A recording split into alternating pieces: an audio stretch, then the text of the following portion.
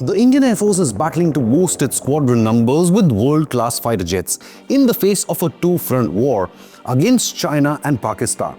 The Indian Air Force seems to have picked its warrior for future battles and it's betting big on the French Rafale, despite offers by the United States for the F-35s and Russia's Make in India offer for the Su57. Now, Rafale is the same fighter jet that shook the aviation world when a video emerged of it shooting down the feared F-22 Raptor in a mock dogfight, the only fighter capable of doing so.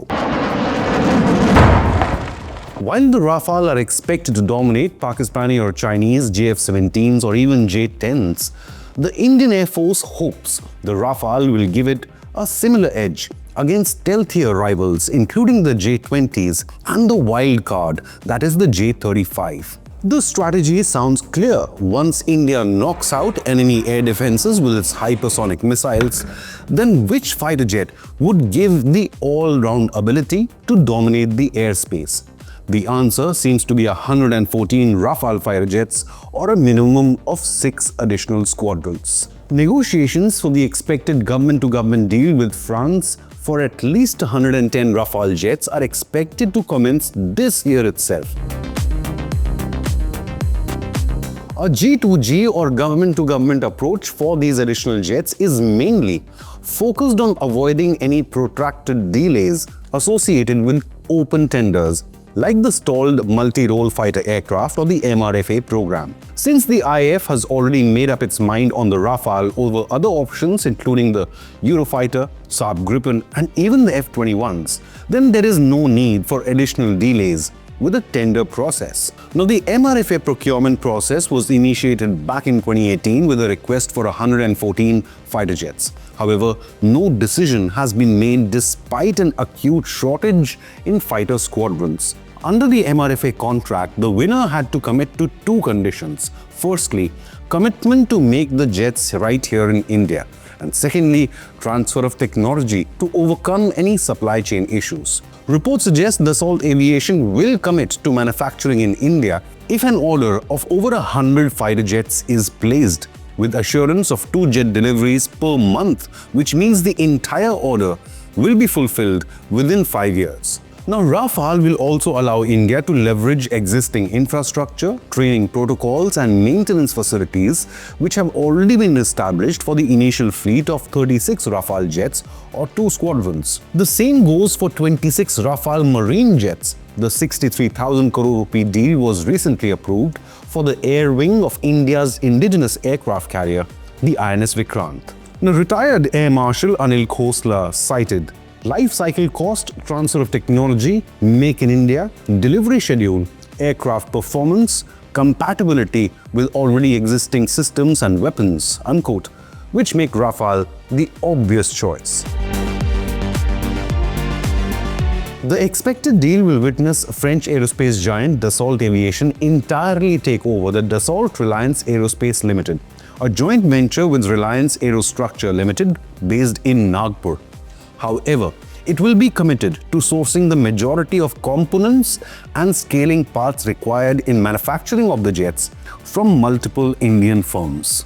On its part, Dassault Aviation has conveyed there should be a minimum order of 100 aircraft for it to set up a plant in India, which will also be used to meet global orders once the IAF contract is fulfilled. This, as Dassault's factory in France has its hands full with orders, so its decision to set up a factory in India would be mandatory. Air Marshal Anil Chopra recently wrote an op-ed in Eurasian Times that such a decision can be linked to aero engine technology transfer. He stated, quote, "The factory in India could be used for Make in India for the world. India will benefit from global manufacturing best practices. Indian private industry will receive huge orders and the MSME sector will particularly benefit," unquote. Now, operational for the last 25 years, the 4.5 generation twin-engine Rafale has undergone upgrades. It has a service ceiling of 50,000 feet and can function exceedingly well at higher altitudes. It has a proven ability to dominate high-altitude warfare, such as the conditions present in Upper Himalayas and the India-Tibet border. It has significant combat experience in Central African Republic, Libya, Mali, Afghanistan, Iraq, as well as Syria. The Rafale has a maximum speed of Mach 1.8 and a combat radius of 1,000 kilometers. Its advanced avionics also provide superior situational awareness and survivability, while the electronic warfare systems provide a superior capability tested in various environments as compared to its contemporaries. The Rafale's established record in air-to-air superiority and multi-role capabilities underscores the advantages the Indian Air Force is seeking. It offers proven technology as well as operational flexibility. In 2020, Egyptian Rafale fighter jets evaded all Turkish air defense systems and then bombed Turkish facilities in Libya, showcasing their might in electronic warfare capabilities. Along with air-to-air missiles like the Mica and the famed Meteor, air-to-surface missiles including the scalped Storm Shadow as well as laser-guided bombs, the multi-role Rafale can fulfill any type of mission behind enemy lines. The Indian Air Force is strategically collaborating with the French firm to enhance the jet's combat capabilities even further by equipping the fleet of 36 Rafale jets with long-range air-to-air Astra missiles developed right here in India. The Army recognition reported that Indian Astra missiles will replace the French Mica missiles, which are currently deployed. The Indian Astra or Astra state-of-the-art beyond visual range air-to-air missile is designed to engage enemy aircraft at ranges exceeding 100 kilometers and is capable of operating in complex electronic warfare environments. Moreover, it also paves the way for the integration of the advanced Astra Mk2 and then the Astra Mark III under testing, which has an unbelievable range of 340 kilometers at hypersonic speeds of Mach 4.5 or 5,500 kilometers per hour, giving virtually no chance for enemy jets to escape once they are detected. Rafale and Astra Mk3 can help India dominate any future air wars.